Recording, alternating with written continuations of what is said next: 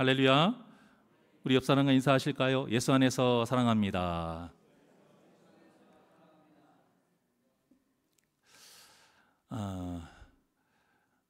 누군가에게 인정받는다는 것은 참 쉽지 않은 일이에요.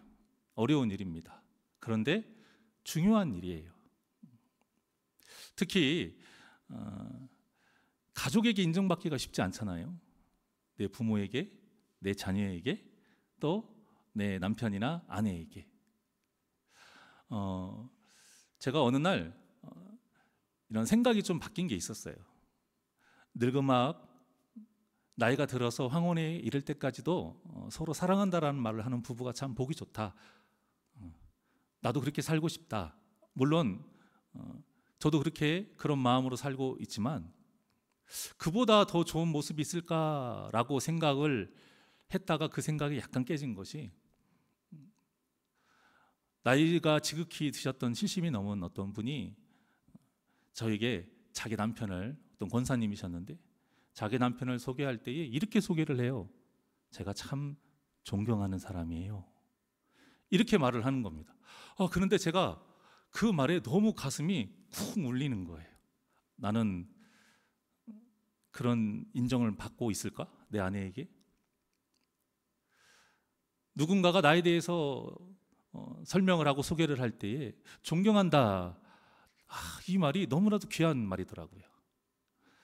못 볼 거 다 보는 사이, 그렇죠? 남들은 모르는, 포장되어 있는 그런 모습이 아닌 속속들이 다 알고 있는 부부 사이에 다른 사람에게 나의 남편과 나의 아내를 소개할 때에 제가 참 존경하는 사람입니다 라고 소개할 수 있다는 것은 얼마나 그 상대방으로 하여금 인정을 받았다라는 말이겠어요. 그런데 이 일이 쉽습니까? 쉽지 않아요. 오래 그 삶이, 만남의 삶이 길면 길수록 쉽지 않아요. 그렇잖아요. 사람이 보다 보면 아무래도 좋은 면보다는 안 좋은 면이 더 잘 보이게 되어 있고, 그 흠이 계속 눈에서 아른아른 거리기 때문에 이게 참 쉽지 않은 일입니다. 그런데요, 사람과의 관계에서 이렇게 인정받고 사는 것이 참 중요하긴 하지만 그보다 더 중요한 삶이 있더라, 이것입니다. 그게 바로 어떤 삶이냐? 하나님께 인정받는 삶이라는 거예요. 자, 그렇다면 우리가 이 성도란 누구인가, 그리스도인이란 누구인가 라는 어떤 그 정의를 내릴 때에 여러 가지 관점에서 내릴 수 있는데, 오늘 본문에 의하면 이렇게 말할 수도 있어요. 성도란, 하나님의 자녀란 하나님께 인정받기 위해서 사는 사람이다. 믿으십니까? 여러분들의 삶이 세상 사람들에게 인정받기 위한 삶이 아니라 하나님께 인정받는 삶을 사시기를 주님의 이름으로 축원합니다. 그러한 삶을 살라고 기록해 놓으신 책이 뭐예요? 성경 말씀인 거예요. 그런데 우리가 너무나도 사탄에게 미혹되기가 쉽다, 이겁니다. 얼마 전에 우리가 다니엘 기도회가 끝났습니다. 그때 신천지에 갔다 온 그 여자 전도사님 간증 들어보셔서 아시죠? 처음에 자기가 어떤 식으로 신앙관을 어떻게 갖고 있는지 그들이 물을 때에 그 묻는 내용을 잘 보세요. 틀린 거 하나도 없습니다. 그런데 그렇게 하나님의 은혜를 강조하고 죄에 대해서 그렇게 꼬집고, 진짜 구원이 무엇인가, 오직 예수로 인해 얻을 수 있는 그 구원, 하나님의 은혜로 이루어지는 그 구원의 역사에 대해서 처음에는 말하는 듯 하더니 결국 나중에는 그들에게 요구하는 게 뭐예요? 공로예요, 공로. 그렇잖아요. 빨리 저 사람을 이곳으로 이끌어내야 돼. 내가 14만 4천 명에 들려면.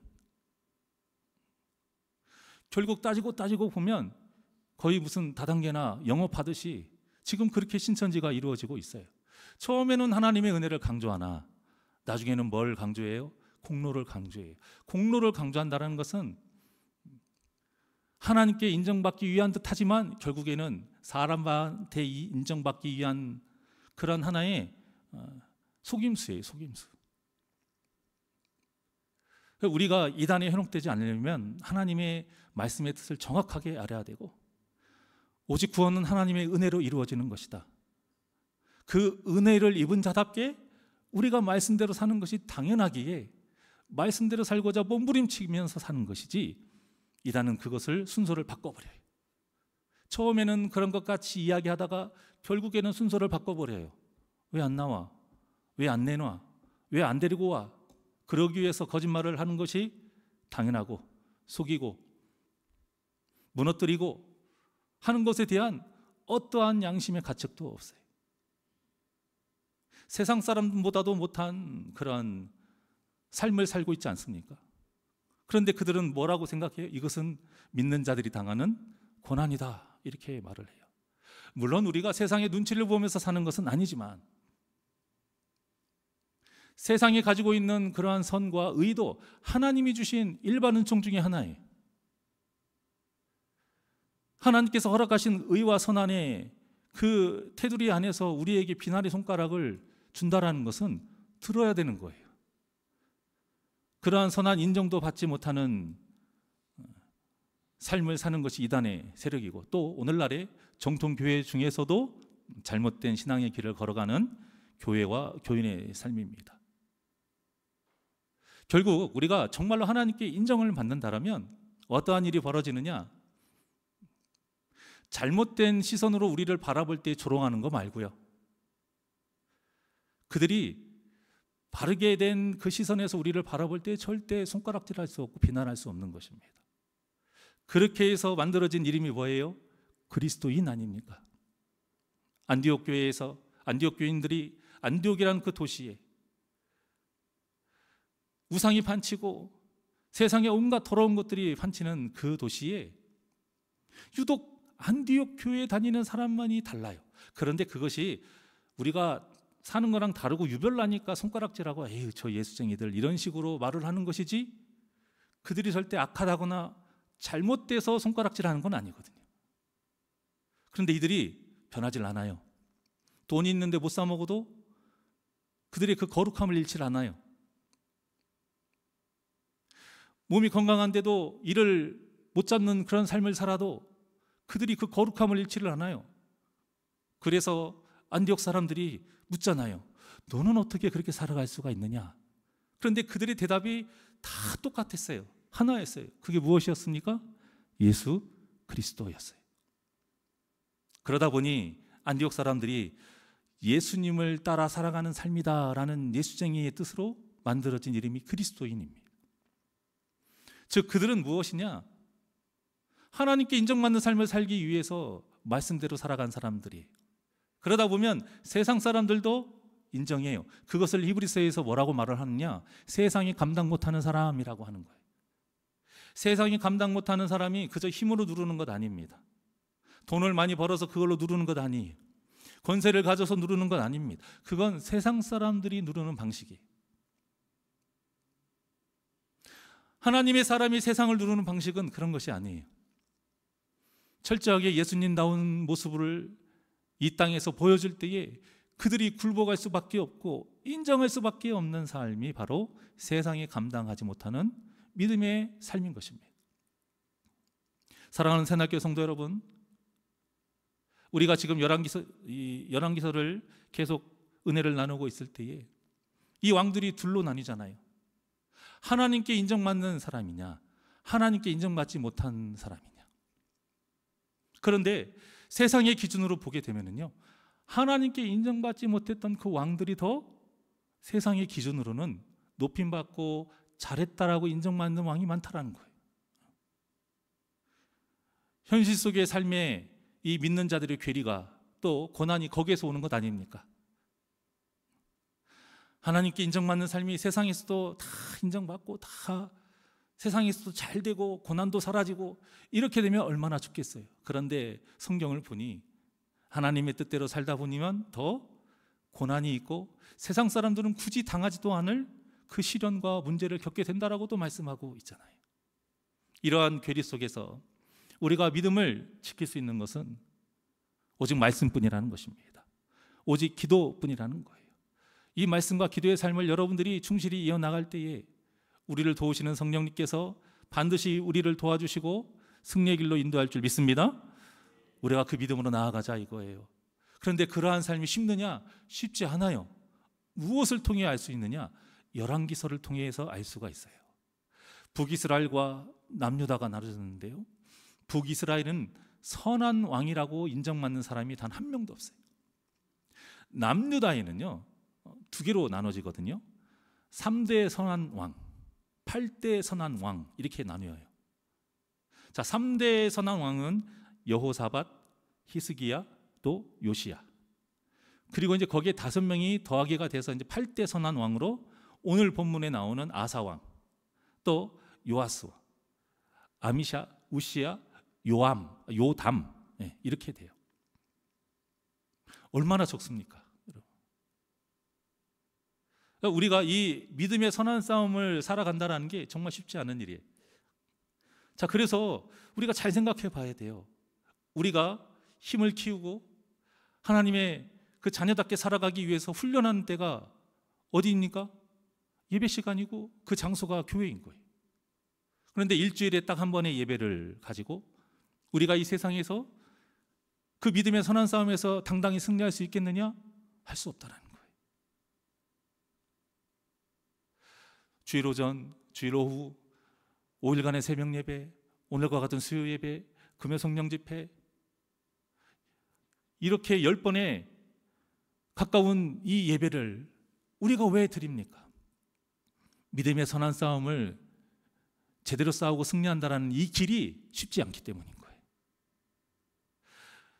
열왕기서에 나와 있는 이 왕들의 이야기를 통해서 우리가 무엇을 봐야 되느냐? 각각에 숨겨져 있는 많은 교훈과 가르침이 있지만, 첫째, 절대 우리가 잊지 않아야 될 것은 믿음의 선한 싸움을 승리하면서 산다라는 게, 거룩하게 살아간다라는 게, 예수님의 가르침처럼 세상의 소금과 빛처럼 살아간다라는 게 결코 쉽지 않다라는 거예요. 오늘 본문을 잠깐 살펴보면 남유다의 제1대 왕 르호보암이 죽고 그의 아들 아비얌이 왕이 돼요. 근데 이 아비얌이 여로보암이 다스린 지 18대 되던 그 해에 그때 왕이 되는데요, 이 각각의 나라의 왕을 소개할 때에 북이스라엘의 왕이 되게 되면 남유다의 왕의 몇 년째, 이런 식으로 소개를 합니다. 아비얌이라는 말은 나의 아버지는 얌이다, 이런 뜻이에요. 얌은 이방 나라의 신의 이름이에요. 그래서 다른 사본들에는 아비야라고도 부르기도 해요. 왜? 아비야라고 하게 되면 나의 아버지는 여호와이시다 라는 뜻이 되기 때문에 그렇게 하긴 하지만 아비얌입니다. 일단은 이 사람은 악한 왕이고요, 이 아비얌이 딱 3년밖에 통치를 못해요. 제가 저번에도 말씀을 드렸지만 남유다는 계속 그 다윗의 계보를 잇기 때문에 왕을 소개할 때 누구의 이름을 얘기해요? 어머니를 소개하죠. 어머니. 북이스라엘은 하도 너무 복잡스러워서 아버지 이름을 대지만 남유다는 어머니 이름을 대요. 당연스럽게 아버지의 아들인 그 아들이 이제 왕이 되니까. 자, 역시 아비얌의 어머니가 이제 소개가 돼요. 누구예요? 마아가라는 여인이 아비살롬의 딸입니다. 근데 성경은 이제 아비얌에 대해서 부정적으로 평가를 하는데 3절에서 아비얌이 아버지가 이미 행한 모든 죄를 똑같이 행하고 거기서 그치지 않고 또 어떻게 됐대요? 그의 마음이 그의 조상 다윗의 마음과 같지 않았다. 하나님 여호와 앞에 온전하지 못했다라는 거예요. 악한 왕이었다라는 거예요. 이건 세상이 인정하는 것과는 다릅니다. 하나님께서 인정하실 때 악한 왕이 다를 수 있어요. 자, 르호보암이 세운 상당, 우상, 아세라상, 남창들 그대로 둔 거예요. 계속 우상 숭배를 하고 있었던 거예요. 자, 이런 아비암의 삶은 하나님께 큰 심판을 받기에 충분했어요. 그런데 본문에 나온 뭐라고 말씀하고 있냐면 다윗과 맺은 그 언약 때문에, 다윗과 그 맺은 언약 때문에 다윗을 위하여 나오죠. 그래서 예루살렘을 계속 견고하게 하십니다. 그리고는 아비암의 내용이 그냥 끝나요. 자, 그런데 이 같은 내용을 담고 있는 역대기서를 보게 되면 아비암의 군사 40만 명과 여로보암 북이스라엘의 군사 80만 명이 이 스마라임 산에서 전투를 하는 내용이 나와요. 2배잖아요. 그런데 이 북이스라엘의 군대가 이 아비암의 군대를 앞뒤로 싼 거예요. 샌드위치가 된 거예요. 자, 그러면 전력도 2분의 1이고 또 전술적으로도 앞뒤에 적이 있어요. 그러면 거의 100% 누가 지는 거예요?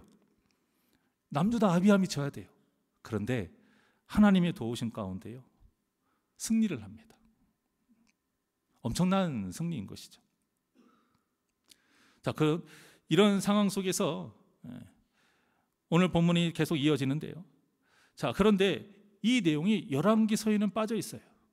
왜 빠져 있을까? 철저하게 하나님 앞에서 인정받는 왕에 대한 평가를 하는 이 열왕기서의 그 관점에서 바라봤을 때에 그건 중요하지 않거든요. 중요한 것은 세상에서의 위치나 업적이 아니라는 거예요. 중요한 것은 왕이라 할지라도 하나님 앞에 어떤 삶을 살았느냐, 그거인 것입니다. 이게 무슨 뜻일까요? 우리가 말로는 예배 때마다, 기도할 때마다 하나님의 뜻대로 살겠습니다 라고 말은 하지만 정작 삶 속에서 세상에서 인정받고 세상에서 좋은 곳에, 높은 곳에 서고자 하는 삶을 살 수 있다는 것이에요. 오히려 그런 삶이 더 가치 있게 생각하며 바라보면서 살아갈 수 있다는 거예요. 그러다 보면 어떤 삶이 됩니까? 하나님을 진정으로 섬기는 것이 아니라 하나님의 은혜에 감사해서 내가 기쁨으로 자원하여 섬기는 것이 아니라 하나님을 이용해서 한몫 챙기려고 하는 잘못된 신앙생활이 될 수 있다는 거예요. 그런데 이런 삶이 어떤 삶이에요? 이방인들이 섬기는 삶이에요. 그래서 예수님이 이방인처럼 기도하지 말라, 그것이죠. 결국 그게 무슨 기도냐? 한마디로 정리하면 그거예요. 너희들 하나님 이용해 먹지 마, 그거예요. 너희들이 하나님을 이용해 먹을 그러한 분이 아니야. 그런 뜻으로 예수님이 기도에 대해서 가르쳐 주신 것입니다. 성도가 그래서 하나님의 뜻대로 온전히 살기 위해서는 가장 중요한 것, 말씀을 떠나지 않는 것입니다. 하나님 앞에 온전하지 못했다라고 평가받는 왕들은요, 하나님의 말씀을 다 떠났기 때문에 그런 평가를 받는 거예요. 마찬가지로 하나님의 자녀인 우리가 이 세대를 본받지 않고 늘 말씀과 기도로 깨어 있어야 땅의 것을 생각하지 아니하고 하늘의 것을 생각하며 살아갈 수 있는 것입니다. 성경에서 계속 이것을 권면하고 있는 이유는 우리가 마음속에 잡초처럼 굳이 관리하지 않아도, 씨를 뿌리지 않아도, 물을 주지 않아도 생겨나는 게 뭐예요? 잡초잖아요. 그 우리 마음속에 그렇게 자라나는 잡초가 있는데 그게 바로 탐심인 거예요. 그 탐심이 순간순간 새록새록 자라나기 때문에 우리가 해야 될 일은 뽑아야죠. 계속 호미질을 해야죠.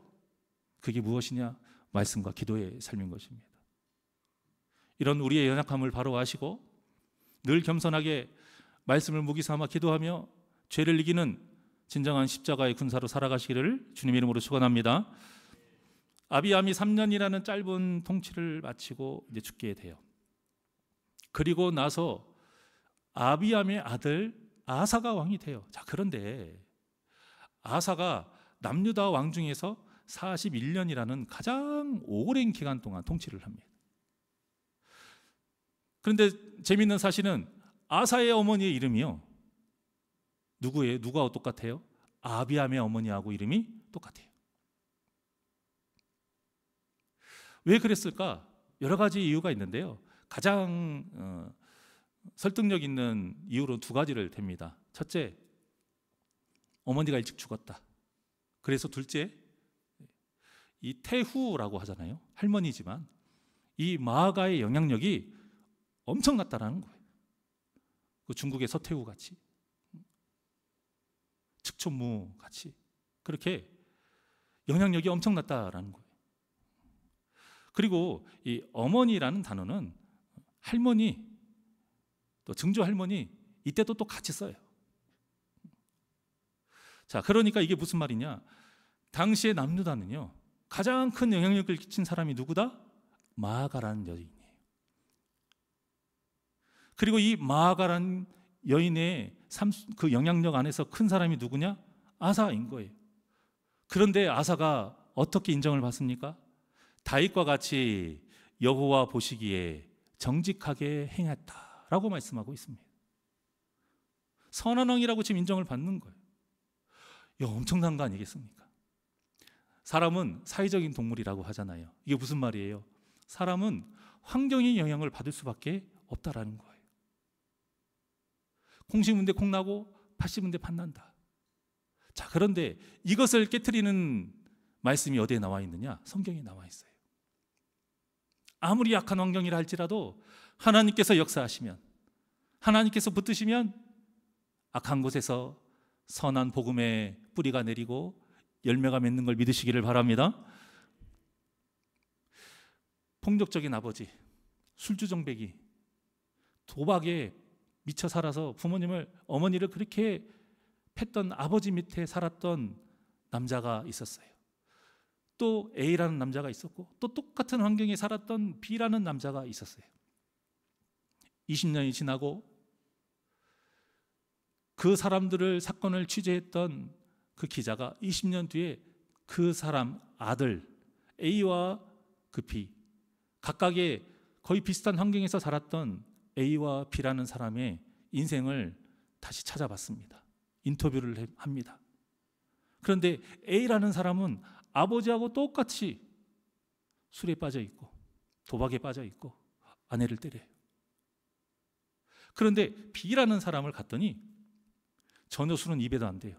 도박, 화투장 한번 손에 잡아본 적 없다고 해요. 그리고 아내를 너무나도 끔찍히 사랑하고 자녀들에게도 아무리 말을 안 들어도 매 한 번 든 적이 없는 삶을 삽니다. 이 A와 B라는 사람에게 똑같이 기자가 묻습니다. 당신은 어떻게 이런 삶을 살 수 있습니까? 라고 말할 때에 놀랍게도 두 사람의 대답이 똑같아요.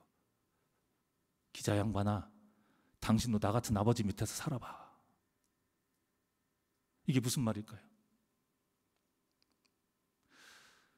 똑같은 어려운 환경 속이지만 내가 그것을 어떻게 받아들이냐에 따라서 내 삶은 변화가 된다는 것입니다. 아무리 이 할머니의 영향에, 안 좋은 그 영향에 이방인의 그 세력 가운데 살았다 할지라도요, 아사는 믿음을 지켰기 때문에, 하나님을 향한 그 믿음을 온전히 굳건히 지켰기 때문에 아버지와 같이 살지 않았어요. 다윗과 같은 삶을 살 수 있었다라는 것입니다. 이게 무슨 말이에요? 하나님 앞에 나아갔을 때 핑계댈 수 없다라는 것입니다. 하나님께서 우리를 지켜주십니다. 우리 곁에 계십니다. 오죽하면 예수님의 이름을 임마누엘이라고 지으셨겠어요. 어깨가 맞닿을 정도로 가까이 계시는 하나님. 이 얘기는, 이 이름의 뜻이 무엇이에요? 내가 너희와 항상 함께한다. 나는 너희를 한 번도 포기한 적이 없다. 나는 너희를 한 번도 고아와 같이 내버려 두지 않았다. 그런데 우리가 믿음의 눈이 어두워져서 그 하나님을 보지 못하고 환경 탓을 하는 거예요. 환경 탓을 하면서 내가 죄를 짓는 것이 당연한 거 아닙니까? 라고 말은 하는 거예요. 내가 세상에 더 젖어드는 것이 당연한 것 아니겠습니까? 라고 말을 한다는 겁니다. 하지만 하나님은 우리의 그 핑계를 절대 용납하지 않으시는 거예요. 왜요? 아무리 그런 환경 속에 살았다 할지라도 하나님은 우리를 단 한 번도 포기한 적이 없으시기 때문인 거예요. 우리가 믿음이 성장한다는 게 여러 가지 의미를 말할 수 있지만, 정말로 믿음이 좋은 사람은, 그런 분들의 특징을 보게 되면요, 남 탓을 하지 않아요. 환경 탓을 하지 않아요. 대단한 것입니다. 서운해할 만하고 심지어는 욕할 만한 상황이라 할지라도 그렇게 하지 않아요. 하나님의 뜻이 있겠거니 아무리 그런다 할지라도 말씀에 따라서 나는 악을 악으로 갚지 않겠노라. 그래서 참고 품어주고 인내하는 그러한 모습, 절대 환경을 탓하지 않는 그러한 모습, 얼마나 그 모습이 빛나고 아름다운지 몰라요. 아사 왕이 이런 사람이었어요. 아사 왕의 환경으로는 절대 이룰 수 없는 일을 합니다. 어떻게 하느냐? 과감하게 종교 개혁을 해요. 우상 숭배가 가장 문제예요. 남유다의 가장 큰 문제는 우상 숭배. 그 솔로몬 때문에 엄청나게 많은 우상이 들어오지 않았습니까? 그래서 남색하는 자 다 쫓아냈고요. 그의 조상들이 지은 모든 우상 다 없애버립니다. 그뿐만이 아니라 그의 할머니 마아가, 당시의 최고 권력자, 가장 큰 영향력이 있는 사람, 하지만 자기의 할머니, 그 사람을 폐위시켜버려요. 마아가가 만든 아세라상을, 여기 나오죠, 찍어서 기드론 시냇가에 불살라버려요. 태후를 폐위시킨다는 것은 엄청난 일인 거예요. 자기 목숨을 건드립니다. 오히려 그 힘에 자기가 죽을 수도 있는 거예요. 이 정치의 그런 암투는 엄청나잖아요. 목숨을 걸고 한 것입니다. 이렇게 아사 왕이 하나님을 향한 그 믿음 얼마나 굳건했는지 이 단호한 면을 통해서 우리가 알 수 있어요. 자신의 할머니였고 당시 정치적인 영향력의 최고봉이었던 그 태후를, 그 생명의 위협을 무릅쓰고 종교개혁을 강행한 것입니다. 이 정도나 되니까 하나님 보시기에 뭐 했다라고 인정을 받아요?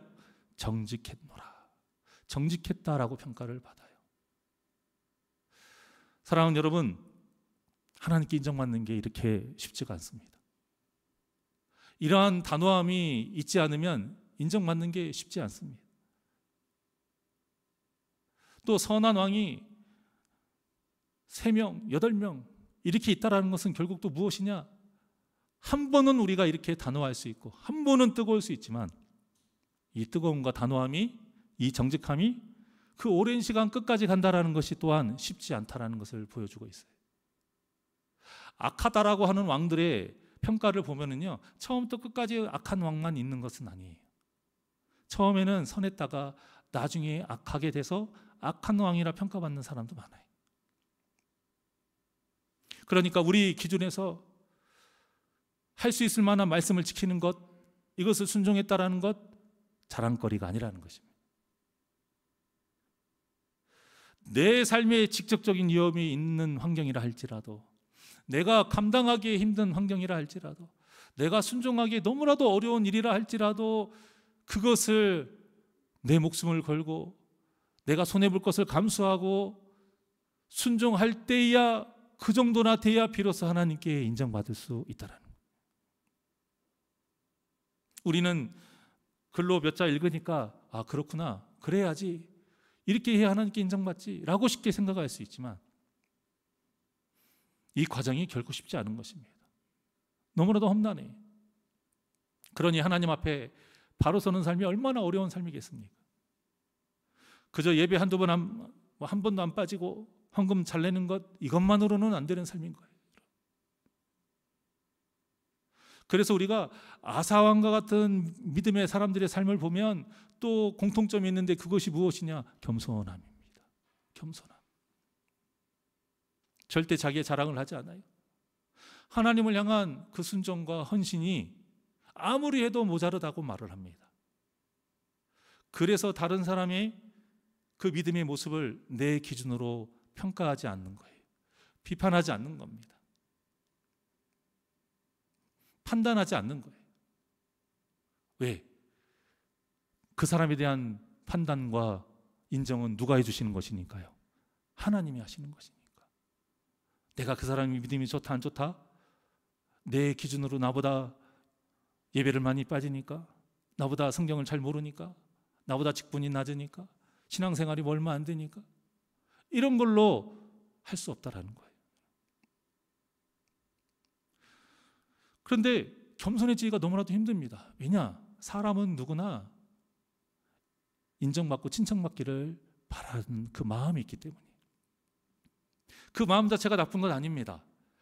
누구에게 인정받고 칭찬받기를 바라느냐가 중요한 것이죠. 그 마음이 있어야 돼요. 그 마음이 목적이고, 그 마음이 비전이고, 그 마음이 목표를 세우는 거예요. 누구에게 인정받기를 원하느냐에 따라서 생각이 바뀌고 삶의 모습이 바뀌어요. 아이들이요,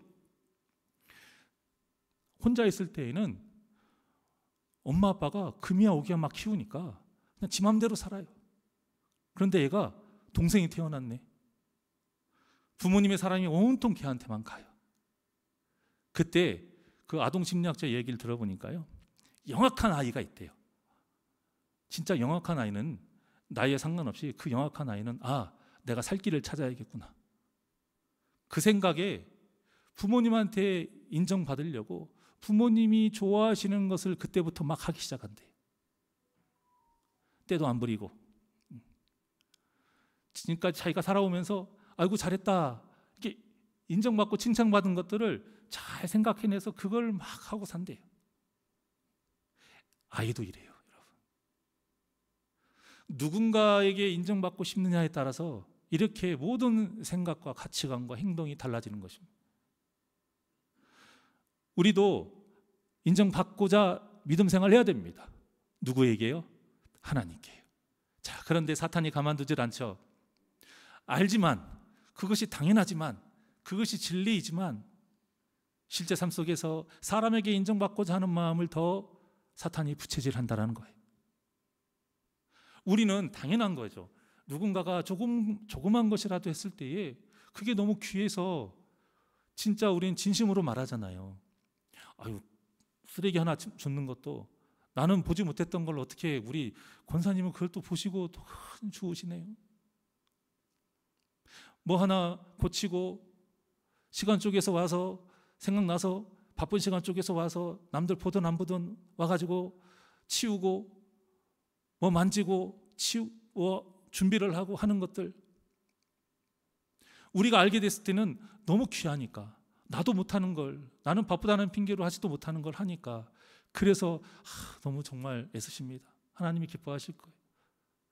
너무 귀해요. 우리 이렇게 인정을 합니다. 이것은 당연히 좋은 거예요. 하지만 그러한 것을 봤을 때에 사탄이 그걸로 어떤 도구로 사용해요? 불을 지피는 도구로 사용해요. 어떤 마음? 교만하고자 하는 마음. 나도 사람에게 인정받으니까 이렇게 좋구나. 믿음의 색을 변질시킨다라는 것입니다. 하얗게 된 우리 마음속에 그 하얀 마음으로 하나님을 향해서 그렇게 온전히 순전히 헌신했던 그 마음에 검은색 잉크 한 방울을 딱 떨어뜨리는. 그래서 정말 우리가 겸손하게 신앙생활 한다는 게 정말 쉽지 않습니다. 부끄럽지만 우리 성도님들이 저와 같은 목회자들을 향해서 다 나름대로 평가를 합니다.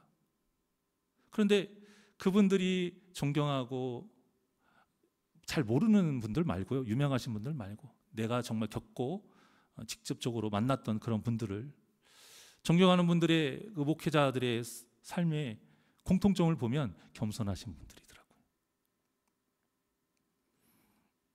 저도 주님 앞에 나아갈 때까지 겸손함을 잃지 않기 위해 기도하겠습니다. 여러분도 저를 위해서 기도해 주시고, 또 여러분 또한도 항상 주님 앞에 겸손하게 사람 보지 아니하고 하나님께 인정받는 삶을 살기 위해서 늘 기도하며 힘쓰며 나아가시기를 주님 이름으로 축원합니다. 자, 그런데 14절에 보니까요, 이런 말이 나옵니다. 한번 합독해 보실까요? 자, 시작.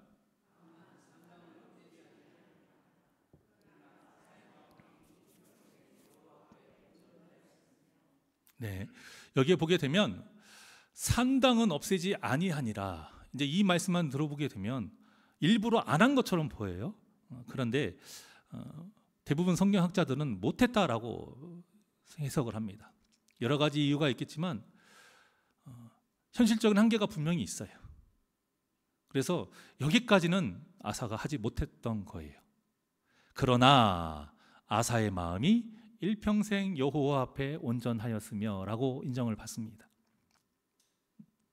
자, 그런데 우리가 주목해 봐야 될 사실은 이후에 있던 사건들을 이야기하겠지만 아사가 그렇게 하나님 앞에 칭찬받을 일만 한 건 아니거든요. 그런데도 지금 뭐라고 인정해줘요?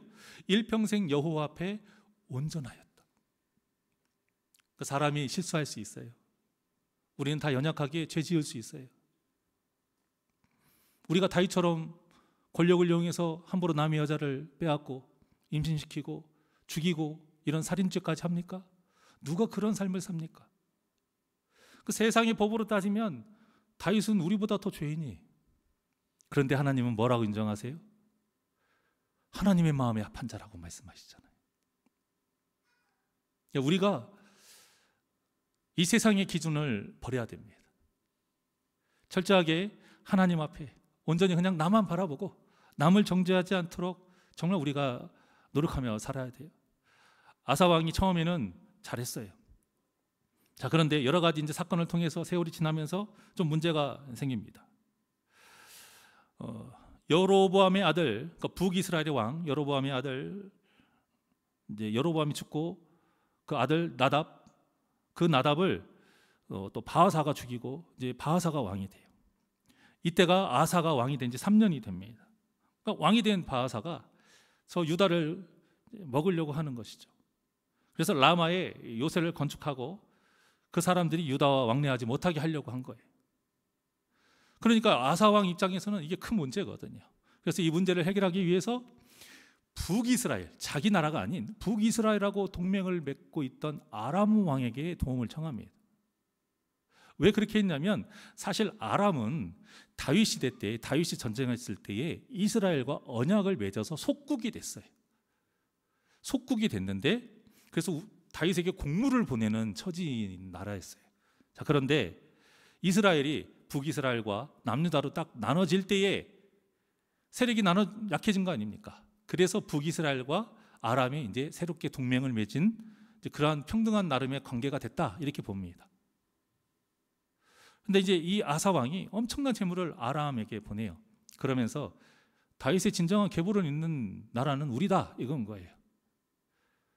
북이스라엘과의 동맹을 파괴하고 자기와 동맹을 맺자라고 요청을 합니다. 그리고 아람이 이 제안을 받아들이고 이제 북이스라엘 침략하게 되는 것이죠. 그러니까 바하사가 어쩔 수 없이 라마의 요새를 건설하려고 하고 있는 그 과정을 다 중지를 하고 아람의 공격을 막기 위해서 이제 수도인 디르샤로 다 군대를, 사람들을 다 빼요. 퇴각을 한 거예요. 그래서 아사 왕이 백성들을 라마로 보내요. 그래서 건축하던 성을 다 부숴요.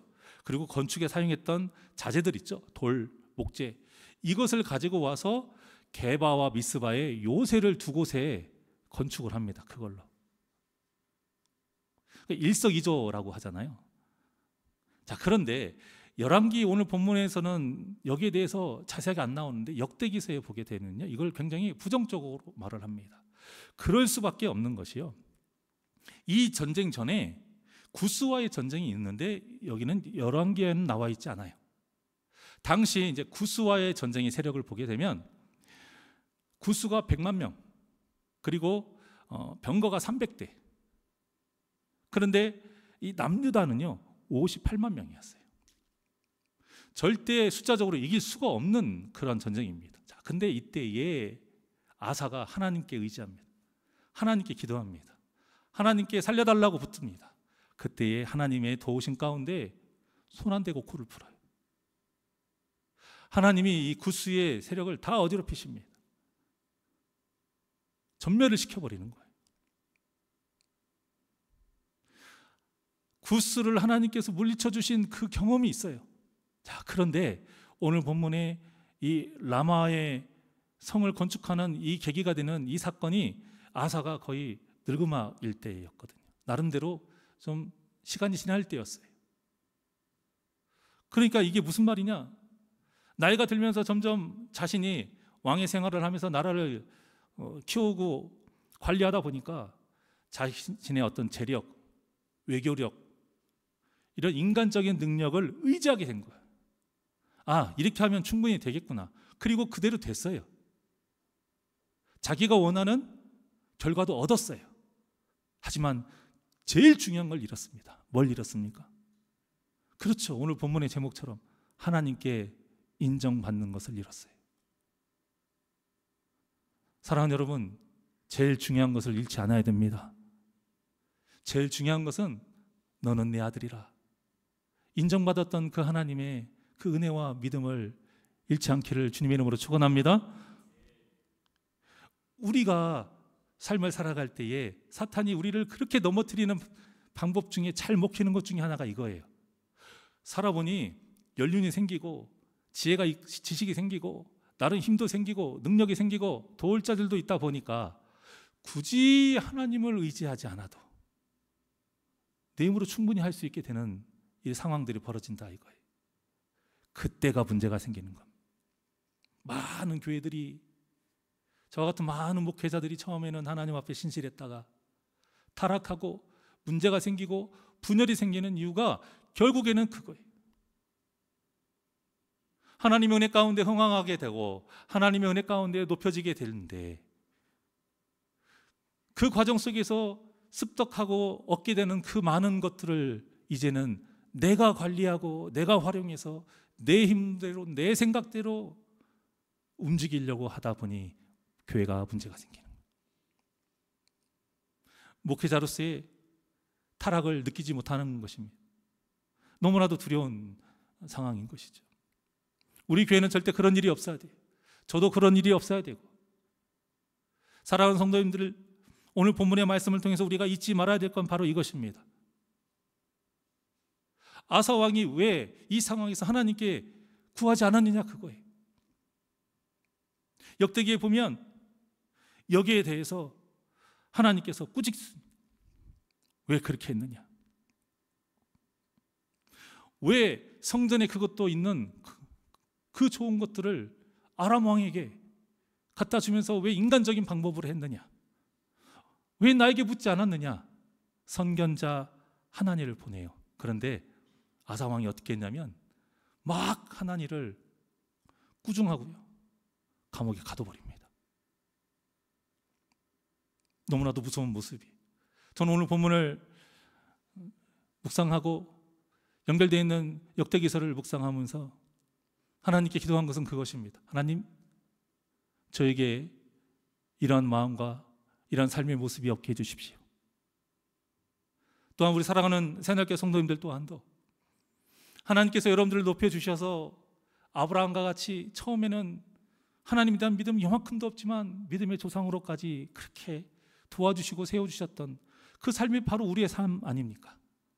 장로님으로 세워주시고, 권사님으로 세워주시고, 집사님으로 세워주시고, 성도님으로 세워주셔서, 또 때로는 물질도 주시고, 또 나는 못해봤지만 내 자녀들을 또 좋은 길로 인도해 주시고, 이런 많은 은혜와 복을 하나님께 우리가 받았어요.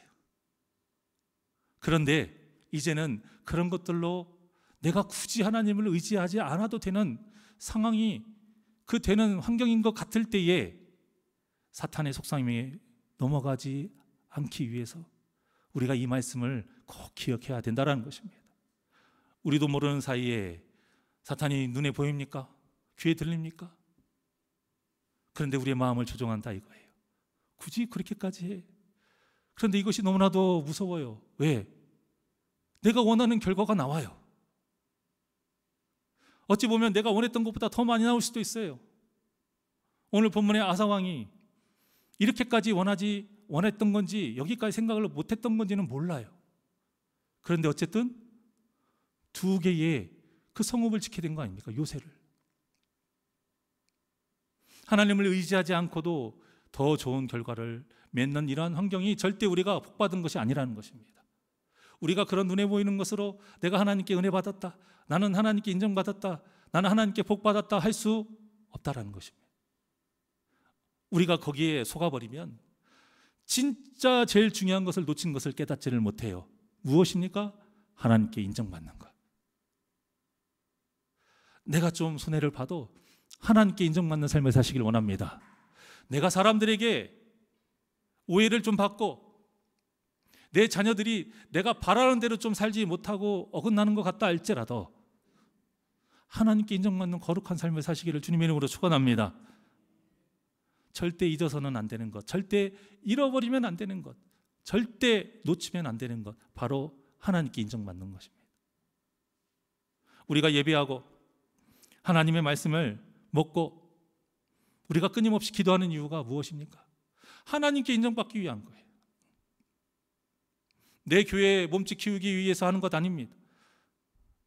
당연히 성도는 늘어나야 돼요. 땅끝까지 이르러 예수님의 증인이 되는 삶을 통해서 전해야 되니까요. 땅에 충만해야 되니까요. 하지만 그것으로 인해 우리가 사탄의 계략에 넘어가면 안 된다는 것입니다.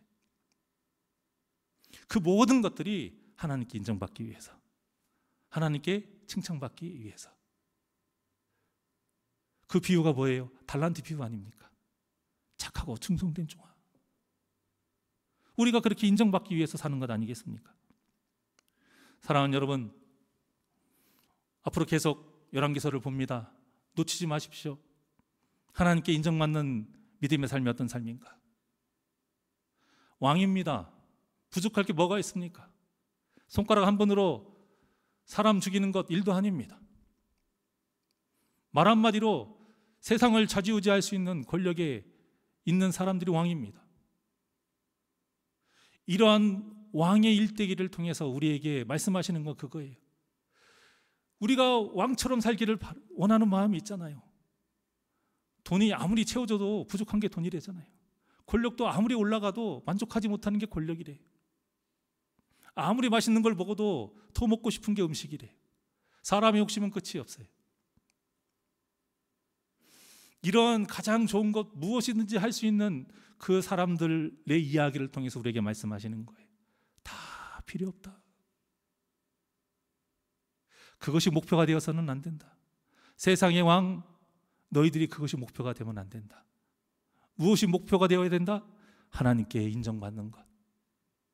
다윗의 길을 걸어가라고 하신 말씀은 결국 그거예요. 하나님의 마음에 합한 삶을 살아라. 하나님의 마음에 합하고 마음에 맞는 삶이 곧 무엇입니까? 하나님께 잘했다, 충성된 종아, 착하고 충성된 종아, 인정받는 삶 아닙니까? 앞으로의 우리 삶 속에 많은 어려움과 문제가 있을 것입니다.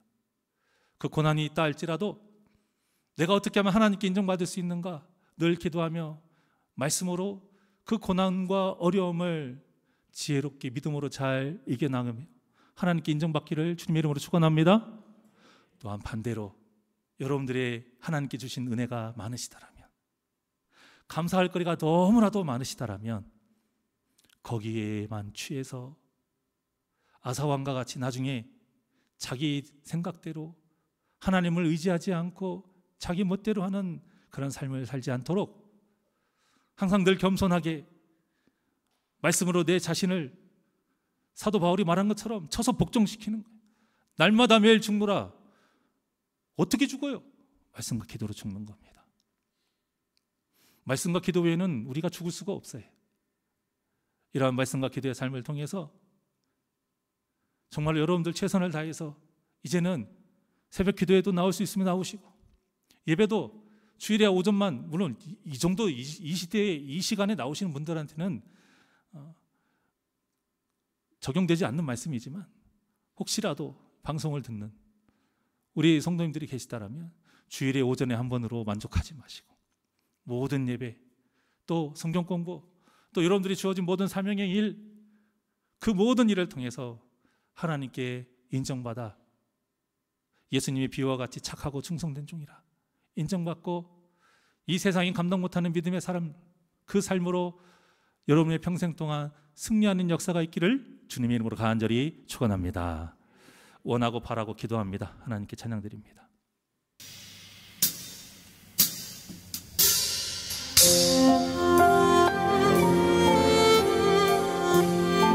알지만 내 힘으로 되지 않습니다.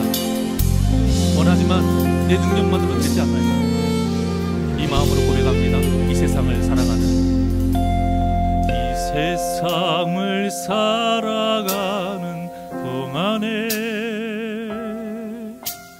나의 힘을 의지할 수 없으니 기도하고 낙심하지 말 것은 주께서 참 소망이 되심이라. 이 세상을 살아가는, 이 세상을 살아가는 동안에 나의 힘을 의지할 수 없으니 기도하고 낙심하지 말 것은 주께서 참 소망이 되심이라. 하나님의 꿈이 나의 비전이 되고 예수님의 성품이 나의 인격이 되고 성령님의 권능이 나의 능력이 되길 원하고 바라고 기도합니다. 우리 두 손을 가슴에 얹고 하나님께 인정받기를 원하며 우리 다시 한번 가사를 잘 생각하며 찬양으로 고백합니다. 주의 길을 걸어가는 동안에 주의 길을 걸어가는 동안에 세상의 것 의지할 수 없으니 감사고 낙심하지 말 것은 주께서 참 기쁨이 되심이 하나님의 꿈이 나의 비전이 되고 예수님의 성품이 나의 인격이 되고 성령님의 권능이 나의 능력이 되길 원하고 바라고 기도 하나님의 꿈이 나의 비전이 되고 예수님의 성품이 나의 인격이 되고 성령님의 권능이 나의 능력이 되길 원하고 바라고 우리 두 손을 높이 들고 고백합니다. 하나님의 꿈이 나의 비전이 되고 예수님의 성품이 나의 인격이 되고 성령님의 권능이 나의 능력이 되길 원하고 바라고 기도함 하나님의 꿈이 나의 비전이 되고 나의 비전이 돼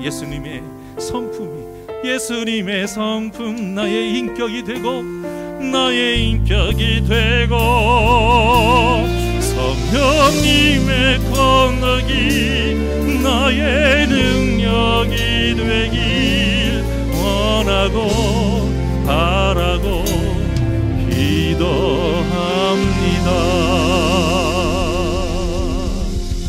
기도하시겠습니다. 거룩하신 하나님, 내가 거룩하니 너희도 거룩하라 하신 그 하나님의 짧지만 그 강하신 말씀이 얼마나 위대한 말씀이요 얼마나 우리가 지키기 힘든 말씀인 것을 오늘 본문을 통해 다시 한번 마음에 새깁니다. 한 번은 거룩할 수 있습니다. 몇 번은 거룩할 수 있고 몇 번은 뜨거울 수 있고 몇 번은 하나님께도 사람에게까지 인정받을 수 있으나 끝까지 하나님께 인정받기란 결코 쉽지 않음을 또한 이 아사왕을 통해 앞으로의 많은 이스라엘의 그 왕들을 통해 다시 한번 마음에 새기며 죽는 그 순간까지 하나님께 인정받는 삶을 살기를 원하오니 사랑하는 귀한 심령들에게 성령 충만함으로 역사하여 주시옵소서. 말씀과 기도로 늘 깨어있게 하여 주시옵시고 절대 흔들리지 아니하고 아무리 많은 것을 얻었다 할지라도 아무리 권력이 있다 할지라도 아무리 주님 앞에 그러한 많은 것을 들었다 할지라도 내 힘에 의지하지 아니하고 내 능력 의지하지 아니하고 오직 하나님을 의지하며 그 예수님을 닮는 그 삶을 통해 성령 충만한 가운데 늘 승리하며 살아가게 하여 주시옵소서. 그래서 우리 사랑하는 새날교회에 모인 모든 심령들 한 명도 빠지지 아니하고 주님 앞에 섰을 때에 모두 다 착하고 충성된 종이라 인정받는 복된 심령들 되게 하여 주시옵소서.